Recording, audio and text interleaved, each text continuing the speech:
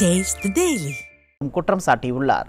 விழுப்புரம் மாவட்டம் செஞ்சியில் அதிமுக மாணவரணி சார்பில் நடைபெற்ற மொழிப்போர் தியாகிகளுக்கான வீரவணக்க நாள் பொதுக்கூட்டத்தில் கலந்து கொண்டு உரையாற்றிய அவர், தேர்தலின் போது கொடுத்த 525 வாக்குறுதிகளை நிறைவேற்றாமல் விடிய அதிமுக அரசு மக்களை ஏமாற்றியுள்ளது என தெரிவித்தார். 17 ஆண்டுகள் மத்தியிலே அமைச்சர் பதவியை பெற்றிருந்த கருணாநிதி இன்றைக்கு திமுக தீர்மானம் போடுகிறது, கல்வித்துறையை மாநில பட்டியலுக்கு மாற்றப்பட வேண்டும். மாநில பட்டியலில் இருந்த கல்வியை எப்போது மாற்றினார்கள்? இன்றைக்கு திமுகவோடு கூட்டணி வைத்துக் கொண்டிருக்கின்ற காங்கிரஸ் ஆட்சி காலத்திலே, எமர்ஜென்சி ஆட்சி காலத்திலே தான் மாநில பட்டியலில் இருந்த கல்வியை மத்திய பட்டியலுக்கு மாற்றப்பட்டது. இன்றைக்கு தீர்மானம் போடுகிற இந்த ஸ்டாலின் 17 ஆண்டு காலம் மத்தியிலே ஆட்சி பொறுப்பில் இருந்த இந்த கருணாநிதியும் ஸ்டாலினும் ஏன் மத்திய பட்டியலில் இருந்த கல்வியை மாநில பட்டியலுக்கு கொண்டு வருவதற்கு நடவடிக்கை எடுக்கவில்லை? ஏன் கேட்கல? உங்க அப்பா கருணாநிதி சொன்னாரு, நாங்கள் நினைச்சால் டெல்லியே சென்னைக்கு வரும். ஆமா, உண்மைதான். உங்கள் தயவிலே ஆட்சி நடந்த போது அந்த மத்திய அரசாங்கத்தை வற்புறுத்தி பணியை வைத்து அந்த கல்வி பட்டியல் இன்றைக்கு மாநில பட்டியலில் கொண்டு வந்திருந்தால் இன்றைக்கு கல்விக்கு தமிழகத்தில் இந்த நிலை ஏற்பட்டிருக்குமா? இன்றைக்கு பல்கலைக்கழகத்தில் ஆளுநர்களை யுஜிசி மானிய குழு, பல்கலைக்கழக மானிய குழு நாங்களே நியமித்துக் கொள்வோம். இடஒதுக்கு ஆபத்து, வேலைவாய்ப்புக்கு ஆபத்து. தமிழகத்தில் படித்த வேலைவாய்ப்பில் படித்தவர்களுக்கு வேலை வாய்ப்பு கிடைக்காது. இந்த நிலை உருவாவதற்கு காரணம் யார்?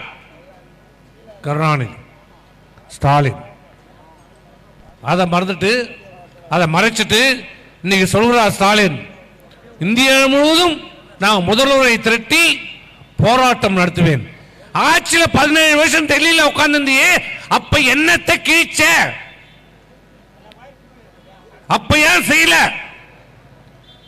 ஏன் அப்ப மோடி அன்னைக்கு வாஜ்பாயை கேட்டு கொண்டாடல? மன்மோகன் சிங் 10 ஆண்டு காலம் மன்மோகன் சிங்ல ஆட்சியில் இருந்து ஏன் கொண்டாடல?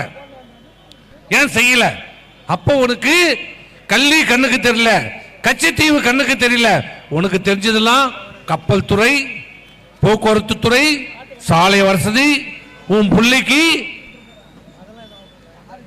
கெமிக்கல் ஃபெர்டிலைசர்ஸ், உரத்துறை அமைச்சர். அமைச்சர் பதவி கேட்பதற்காக டெல்லிக்கு போனார் உங்க கருணாநிதி, உங்க அப்பா கருணாநிதி. என்னைக்காவது இந்த மாநில உரிமைகளை விட்டு கொடுத்த இந்த திமுக அரசு அந்த மாநில உரிமைகளை திரும்ப பெற வேண்டும் என்று என்றைக்காவது உங்க அப்பா கருணாநிதி இல்ல முதலமைச்சரான நீங்கள் டெல்லிக்கு சென்று இந்த பாரத பிரதமரை முறையிட்டிருக்கிறீர்களா? கேட்டிருக்கிறீர்களா? இல்ல நாடாளுமன்றத்தில் இன்றைக்கு 40 எம்பிகளை பெற்றிருக்கிறீர்களே, இந்த நாடாளுமன்றத்தில் போராடி இருக்கிறீர்களா? பேசி இருக்கிறீர்களா? எதுவும் இல்லை. அனைத்து உரிமைகளும் விட்டு கொடுத்தது யாருன்னா திமுக ஆட்சி காலத்தில் 525 வாக்குறுதி கொடுத்தார். 525 வாக்குறுதி நிறைவேற்றிட்டாரா? கேட்டா நான் 1000 ரூபாய் கொடுத்தேன். 1000 ரூபாய் கொடுத்துட்டா 1000 ரூபாய் கொடுத்துட்டா உனக்கு என்ன அடிமையாடா? 1000 ரூபாய் கொடுத்தா தமிழ்நாட்டு மக்கள் உனக்கு அடிமையா? யார் வீட்டு பணம்? மக்கள் வீட்டு பணம், வரி பணம். எதை கேளு, 1000 ரூபாய் கொடுத்துட்டேன். இந்த 1000 ரூபாய் கூட நீ என்ன சொன்ன? அனைவருக்கும் உரிமை தொகை கொடுக்கப்படும் சொன்னியே இல்லையா? இப்ப தரையா? 2,24,00,000 கார்டு இருக்குது தமிழ்நாட்டில். ஆனால் நீ கொடுக்குறது எவ்வளோ? 1,04,00,000 பேர் தான் தர. மீதி 1,20,00,000 பேர் யாரு? அவங்கள அவனுக்கு ஓட்டு போடலையா? அவங்கள தமிழ்நாட்டு மக்கள் இல்லையா? கொடுத்தியா? இல்லை. இந்த 1 கோடி பேரே உண்மையாக எல்லாருக்கும் யாருக்கு போகுது யாருக்கு வரான்னு தெரியாது. விலைவாசி உயர்ந்து போச்சுன்னு கேட்டா நான் 1000 ரூபாய் தரேன். கொடுத்துட்டா போதுமா? 1000 ரூபாய் கொடுத்துட்டு என்ன பண்ணாரு? மின்சார கட்டணம் 3 மடங்கு உயர்ந்து போச்சு. உங்களுடைய மின்சார கட்டணம் 3 மடங்கு உயர்ந்திருக்கிறது. 3 தடவை உயர்த்திருக்கிறாங்க மின்சார கட்டணம். அன்னைக்கு 100 ரூபாய் கட்டினேன், இன்னைக்கு 500 ரூபாய் மின்சாரம் கட்டணும். 500 ரூபாய் கட்டணும், 2000 ரூபாய் கட்டணும்.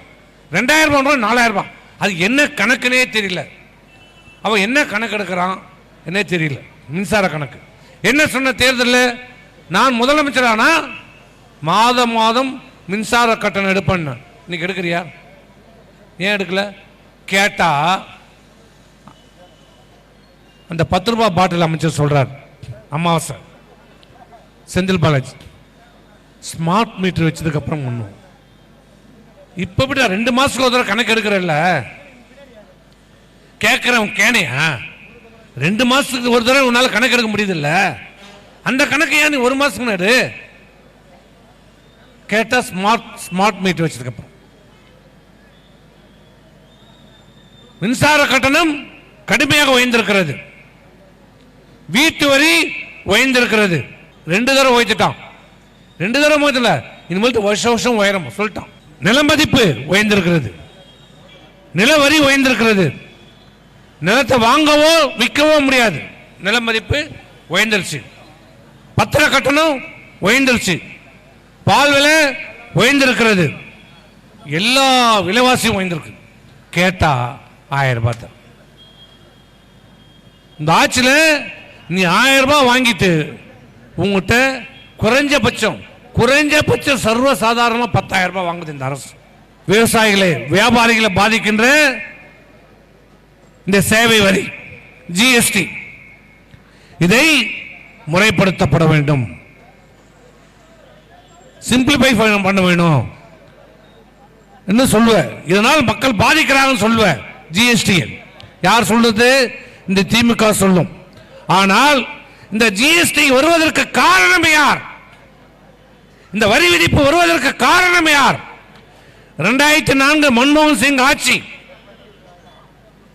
அன்றைக்கு தமிழகத்தில் முதலமைச்சர் மாண்புமிகு அம்மா அவர்கள், அன்றைக்கு நான் வணிக வரித்துறை அமைச்சர். இந்த ஜிஎஸ்டி வருவதற்கு முன்பாக முன்னோடியாக கொண்டு வரப்பட்டதுதான் மதிப்பு கூட்டு வரி வேட். இந்த ஜிஎஸ்டி கொண்டு வருவதற்காக தான் வேட் கொண்டு வரப்பட்டது. இந்தியா முழுவதும் அனைத்து மாநிலங்களும் அந்த மதிப்பு கூட்டு வரியை ஏற்றுக்கொண்டு விட்டது. ஏற்றுக்கொள்ளாத ஒரே மாநிலம் மாண்புமிகு அம்மாவுடைய மாநிலம் தமிழ்நாடு மட்டும்தான் அந்த மதிப்பு கூட்டு வரியை அன்றைக்கு ஏற்றுக்கொள்ளவில்லை. 2025 இதே ப. சிதம்பரம் இன்றைக்கு மத்திய நிதியமைச்சர் சென்னைக்கு வருகிறார், கூட்டத்தை போடுகிறார், லீ மெரிடியன் ஹோட்டலில் கூட்டத்தை போடுகிறார். நான் கலந்து கொள்கிறேன்.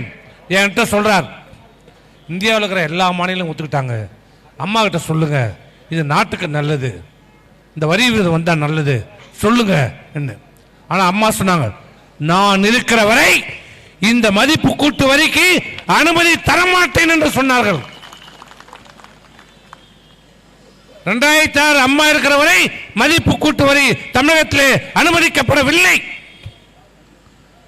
தேர்தல் வந்தது, ஆட்சி மாற்றம் வந்தது, கருணாநிதி முதலமைச்சராக வந்தார்.